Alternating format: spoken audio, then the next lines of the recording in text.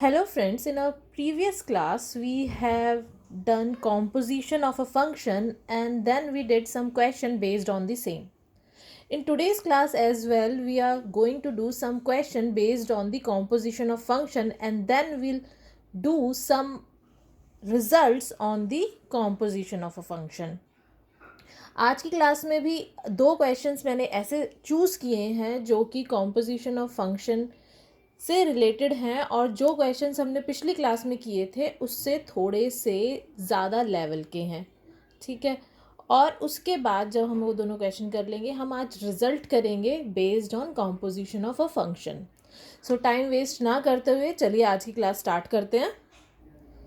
हमारा first question है, let f from integer to integer be defined by F N is equals to 3n for all n belongs to integers and g is a function defined z to z यानी integer to the set of integers as gn is equals to n by 3 if n is a multiple of 3, 0 if n is not a multiple of 3.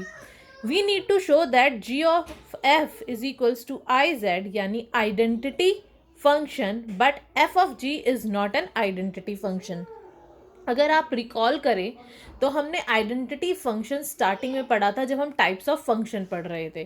तो identity function is nothing but a function और a relation that takes every element to itself या that relates every element of a domain to itself.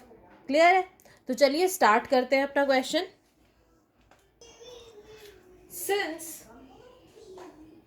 f is a function from z to z and g is also defined from z to z, this implies f of g and g of f is also from z to z. Clear है first thing? अब हमें proof करना है g o f first part, g o f is equals to I Z, यानी हमें क्या proof करना है, for all x belongs to z, ये हमें प्रूफ करना है, for all x belongs to z g of fx is equals to I Z X और इक्वल्स टू x। क्लियर है? ये हमें प्रूफ करना है। चलिए स्टार्ट करते हैं फिर। g of f of x पे लगाते हैं, which is equals to g of fx. fx हमारा क्या डिफाइन था? f मैंने यहाँ x लिया है, आप n भी ले सकते हैं अगर आपको कंफ्यूजन हो रही है तो, अदरवाइज कोई दिक्कत नहीं है, आप वेरिएबल कोई भी चूज कर सकते हैं, एलिमेंट कोई भी ले सकते हैं, x y z n m k कुछ भी। तो g of f of x is equals to g of, हमने f फंक्शन लगाया x पे तो इट इज 3x। ठीक है, अब 3x आप ध्यान से देखिए यहाँ पे is nothing but a multiple of 3। 3x is multiple of 3 ना, because 3 is multiply to the x। तो हम g का कौन सा वाला पार्ट लगाएंगे? n by 3, g of n by 3, क्योंकि if n is a multiple of 3 तो ये हमारा आ जाएगा n की जगह क्या है हमारा 3x अपॉन में 3 which is equals to x for all x belongs to z। यानी हमारा प्रूव हो गया, जो हमारा गॉफ है, composition of g of f है, is equals to I of z implies that it relates every element of domain that is integer z to its every element to itself in the codomain. So it is equals to x. तो first part तो prove हो गया हमारा। अब हम second part पे चलते हैं। सेकंड पार्ट में हमें प्रूव करना है कि f of g यानी fog is not equals to iz.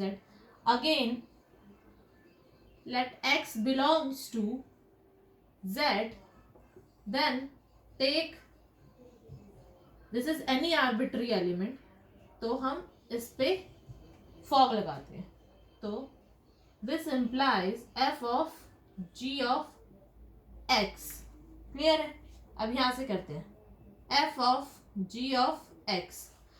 अब हमारा ध्यान से देखिए, हमारा जो g है वो किस तरह से डिफाइन है? g फंक्शन अगर मैं x पे लगाऊंगी, n/3 if n is a multiple of 3 और 0 if n is not a multiple of 3. So this implies this will comes out as gn क्या आएगा, x/3, बट साथ में क्या है, हमें फंक्शन लगाना है, ठीक है. If n is a multiple of 3 and f of 0, why 0, because gx इसी तरह से डिफाइन है, gx की वैल्यू क्या होगी 0 if x is not a multiple of 3. Clear है. दिस implies हमारा क्या आया यहाँ पे, f of g of x is equals to क्या आएगा यहाँ से, f हमें किस पे लगाना है, x/3 पे. अगर मैं लगाती हूँ तो यहाँ पे मेरा क्या आ जाएगा अगेन, x/3 इंटू 3, यही होगा. n की जगह क्या आ गया, x/3 है ना, which is x if x is a multiple of 3 and f of 0 क्या हो जाएगा हमारा, 3 में 0 रखेंगे तो it is 0 if x is not a multiple of 3. तो हमने देखा कि हमारा जो फॉग है, fog of x is equals to x, ठीक है, for all x belongs to z such that x is multiple of 3, ठीक है. अगर मल्टीपल नहीं है तो it comes out as a 0. यानी जितने भी मल्टीपल ऑफ 3 हैं, all those elements in the integer और the domain z of fog which are the multiple of 3 relates to itself, ठीक है. यानी मल्टीपल ऑफ 3 के केस में तो ये सेटिस्फाई कर रहा है आई जेड की वो फंक्शन को, लेकिन if the number is not a multiple of 3 then it relates that number or that element to 0. So it means f of g is not equals to identity function. Clear है. Next question देखते हैं. हमारा next question है, let f and g be two functions from r to r. Define fx as mod x plus x and gx as mod x minus x for all x belongs to x. Then we need to find the GOF and fog. तो चलिए start करते हैं. We have given that, पहले हम ये mod दिया हुआ है तो इसको हम सॉल्व कर लेते हैं, ओपन कर लेते हैं मोड को.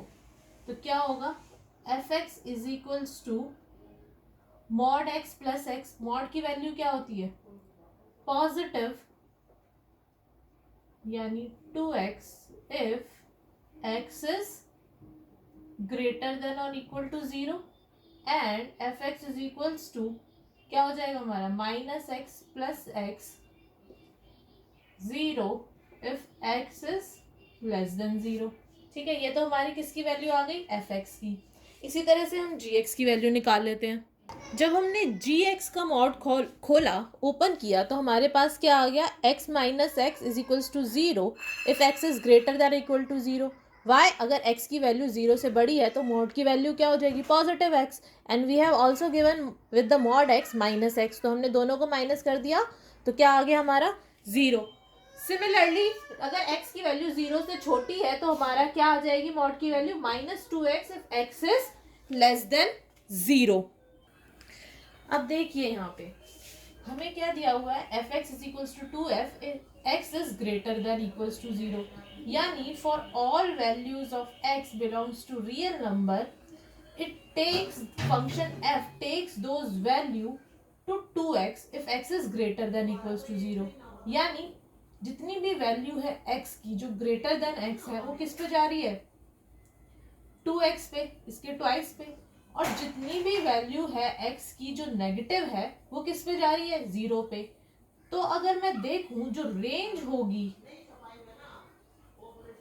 रेंज ऑफ f वो क्या होगी हमारी, closed interval 0 to infinity. Why we have this range, क्योंकि हमने देखा जहां पे भी x की वैल्यू नेगेटिव है, ठीक है, हमारे डोमेन में जो एलिमेंट है वो नेगेटिव एलिमेंट है, ठीक है, नेगेटिव रियल नंबर है, उसकी वैल्यू जा रही है 0 पे, एंड पॉजिटिव नंबर्स की वैल्यू जा रही है 2x पे। तो हमारी रेंज क्या हो गई, 0 टू इंफिनिटी। सिमिलरली अगर हम देखें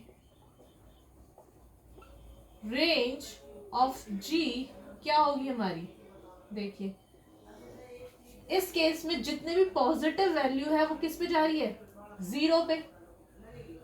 तो रेंज हमारी होगी, और जितनी भी नेगेटिव वैल्यू है वो किस पे जा रही है, हमारी माइनस पे, -2x पे, अगर x लेस देन 0 है। तो इस केस में हमारी जो रेंज होगी वो हो जाएगी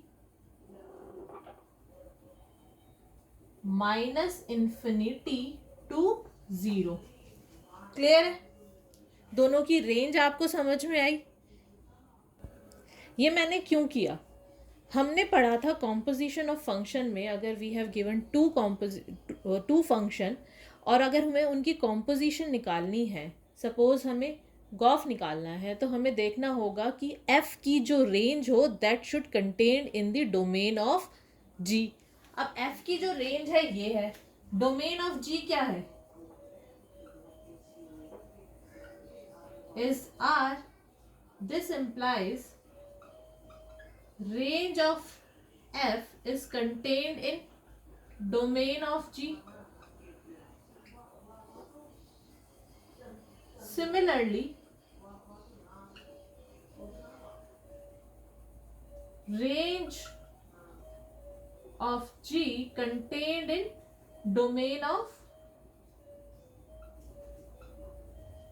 f, यानी both f of g of f and f of g exist। Existence की कंडीशन को ये सेटिस्फाई कर रहा है, ये हमने देख लिया। ये हमने इस क्वेश्चन में क्यों किया, इससे पहले वाले क्वेश्चन में क्यों नहीं किया, इससे पहले वाले क्वेश्चंस में हमने ऐसा क्यों नहीं किया, क्योंकि वो अपारेंट था, हमें ऑलरेडी गिवन था, करने की जरूरत नहीं थी। लेकिन जब यहाँ पे हमने फंक्शन डिफाइन किया तो हमारी रेंज इस तरह से आई। तो to prove its existence whether fog and gof are exist और नॉट, हमें देखना होगा कि रेंज ऑफ जो f है वो डोमेन ऑफ g में है for GOF to exist.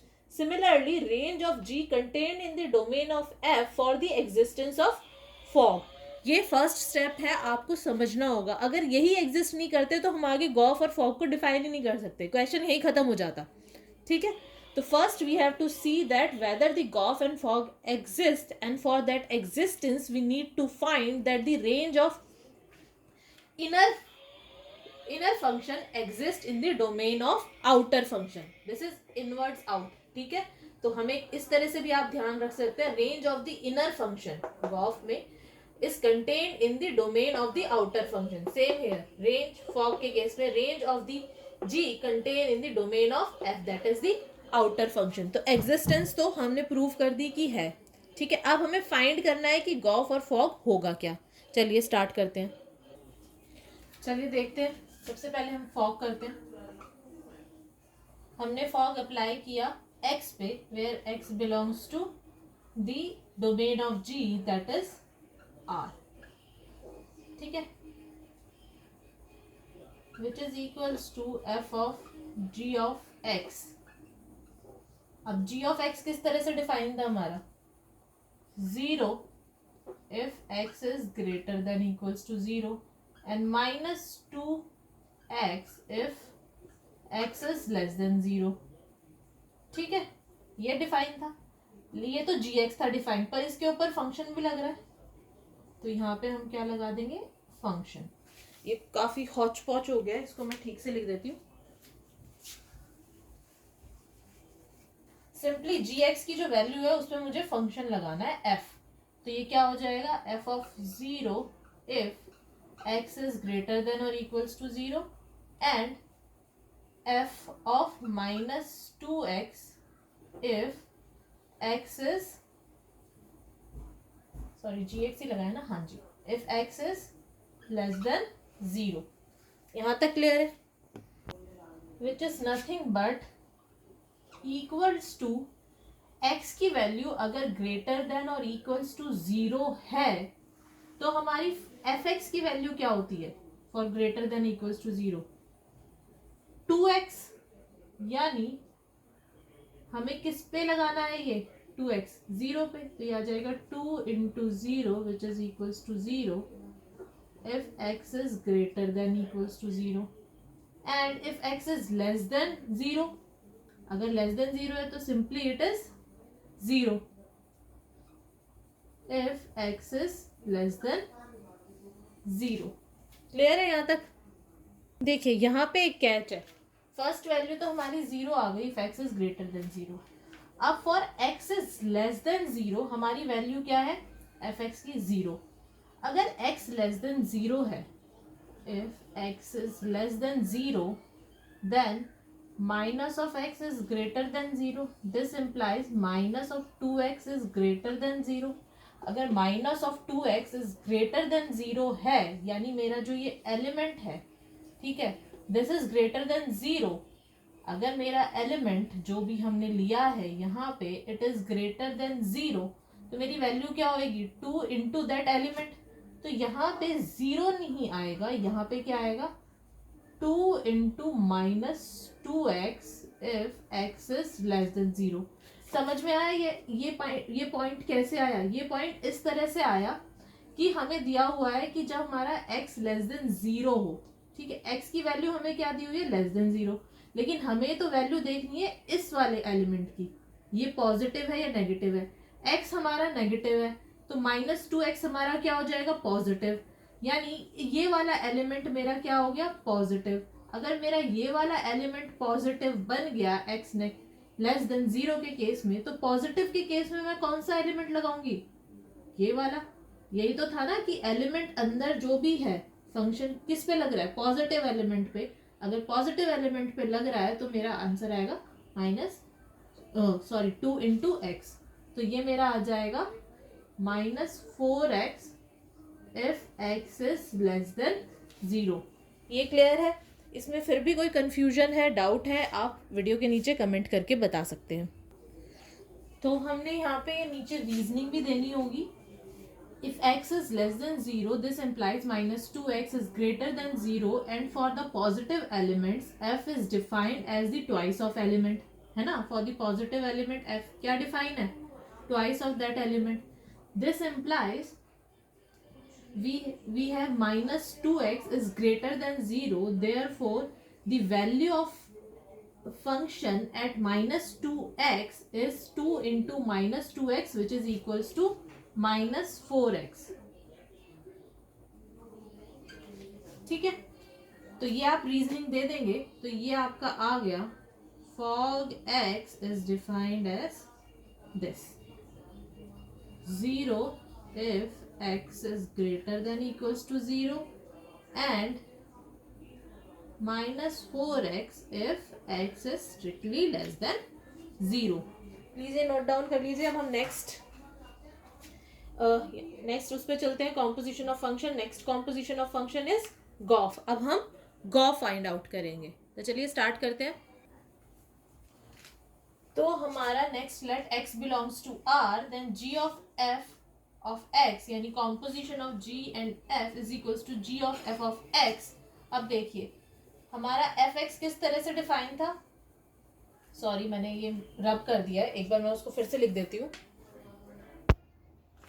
Let x belongs to R, then g of f of x is equals to g of fx which is equals to, अगर x पे हमने define किया था fx किस तरह से डिफाइन था?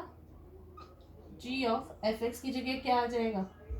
fx की value which is equals to 2x if x is greater than equals to 0 and f की वैल्यू क्या है? 0 if x is less than 0। ठीक है, यहाँ तक हो गया समझ में। ये वैल्यू थी f की जिसके ऊपर हमने फंक्शन g पुट किया हुआ है, लगाया हुआ है। अब देखते हैं 2x if x is greater then 0। अब पॉजिटिव वैल्यूज ऑफ x, ठीक है, पॉजिटिव एलिमेंट्स के लिए g कौन सी वैल्यू ले रहा है? 0। Since x is positive 2x is also positive, तो we can safely apply this function positive value वाला। तो यहाँ क्या आ जाएगा? 0 if x is greater than equals to 0। And for negative के लिए क्या वैल्यू ले रहा है? माइनस ऑफ 2x, यानी इस एलिमेंट को -2x से मल्टीप्लाई करना है। ठीक है, अब ये एलिमेंट क्या है हमारा? 0। ठीक है, तो ये हमारा क्या आ जाएगा? Minus of 2 into 0 which is again equals to 0। ठीक है, हमारा एलिमेंट यहाँ पे 0 है, तो माइनस पॉजिटिव सिंपली हम यहाँ पे 0 लगा देंगे which is equal for if x is less than 0। तो जो हमारा गॉफ आया वो हमारा आ गया 0 for all values of x। लिख सकती हूँ मैं डायरेक्ट, फॉर ऑल x, इस तरह से लिखने की जरूरत नहीं है। तो गॉफ क्या आ गया मेरा? 0 for all values of x, क्योंकि मैंने देखा अगर वैल्यूज पॉजिटिव है तो भी हमारा 0 आ रहा है, और नेगेटिव वैल्यू ऑफ x तो भी हमारा 0 आ रहा है। तो gof is nothing but equals to 0 for all values of x belongs to r। So these two were the questions on the composition of a function which are bit tricky। तो आप इनको solve कीजिए। NCERT में इससे related, composition से related आपको जितने भी क्वेश्चंस आपको लगते हैं कि अभी तक के टॉपिक्स में हम कवर कर चुके हैं और इससे पहले वाले टॉपिक्स में भी कवर कर चुके हैं, तो उनकी प्रैक्टिस कीजिए जितनी ज़्यादा आप कर सकते हैं। ठीक है, अपनी नेक्स्ट क्लास में हम करेंगे results based on the composition of a function. Please please please आप प्रैक्टिस कीजिए, अपने डाउट्स क्लियर कीजिए। जितनी प्रैक्टिस आप करेंगे उतने ही आपको डाउट्स क्लियर होंगे। ठीक है, और आपको किसी भी तरह के कोई भी डाउट है इन टॉपिक्स में जो मैंने आपको पढ़ाए हैं, अगर आपको लगता है that is a silly doubt, then also please ask, because it is a silly doubt. अगर जब तक आप उसको क्लियर नहीं करेंगे it will become a big doubt और create a big confusion in the future. तो अपने डाउट सारे क्लियर रखिए। कुछ भी डाउट्स आपके आते हैं, अगर आप लिख के नहीं बता सकते, कमेंट नहीं कर सकते, तो सिंपली आप एक पेपर पे लिख के फ़ोटो क्लिक करके लिख दीजिए, अगर आपको मैथमेटिकल नोटेशन में कमेंट करने में दिक्कत हो रही है तो। अदरवाइज़ आप कमेंट सेक्शन में लिखिए और बताइए कि किस तरह के डाउट्स आपको आ रहे हैं इन टॉपिक्स में। वो डाउट्स हम डेफिनेटली अपनी आगे आने वाली क्लासेस में सॉल्व करेंगे। ठीक है, तो bye for the till the next class. Thank you for today's class, and in the next class we will do some results on the composition of a function. Thank you very much.